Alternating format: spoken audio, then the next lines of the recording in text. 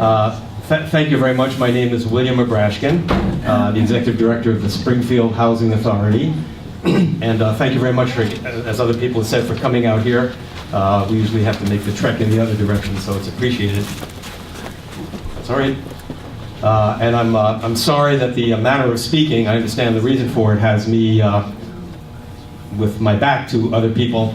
I'm sorry I have to speak with my back to everybody. Me disculpo por tener que hablar con la espalda a ustedes. But that's the way the room is set up, so what are you going to do? Well, I had prepared a number of statements in support, comments in support of these regs, but I think that other people have said just about everything that I was going to say in one way or another. The gentleman who just spoke from Berkshire County, I think really captured a lot of what's important, as well as other speakers, and including Peter Gagliardi, the Executive Director of HAP Housing, who puts enormous amounts of energy into running one of the most effective programs in housing and homelessness. And I just want to state my opinion that bringing people here to assist people in need is not a stunt, but it's actually an attempt to help. And I, for one, appreciate it. Well, have I used up my time yet? No, just a few more minutes. Right? The Springfield Housing Authority is one of the largest providers, if not the largest provider, of housing for low-income people in the region, and is a leader in too many ways to list in programs for homelessness. We probably have half a dozen different programs working with homelessness, homeless families, preventing homelessness. Some of our staff are here who operate those programs, Pam Wells. And so we're totally committed to these issues. And the thing I want to say with my maybe remaining minute or so is to just acknowledge the great frustration that's in this room, but also, and to share the frustration that's in the room, as somebody who's worked on these issues all my life and all my career.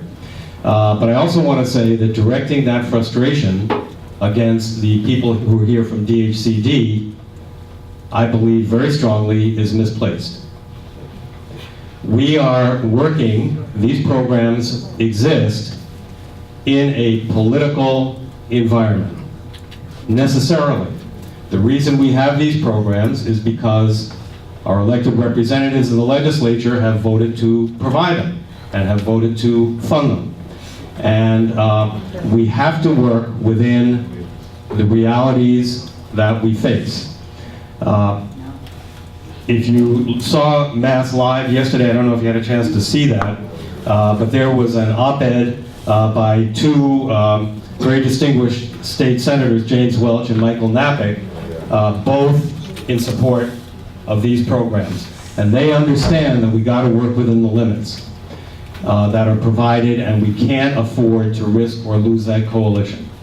Last thing I would like to say, thank you very much, as the time runs out, I see that Representative Story has left. I think her comments were right on the mark about not directing frustration at DHCD, that's doing its best with the resources provided, and cares very deeply about these issues, but directing the concern not only toward the state legislature, which has a little bit of money, but more broadly federally, where there has been a generational abandonment of these programs and commitment to people in need. And we're not going to get anywhere by beating up our friends from DHCD, whom I'd like to thank for all of your efforts. This is a hearing in order to hear from the people. That's why we're here telling our stories. Our next speaker. Thank you very much. Does he know this is a hearing? Our next speaker is Jane Banks, and we're all going to give her an opportunity to say whatever she would like to say.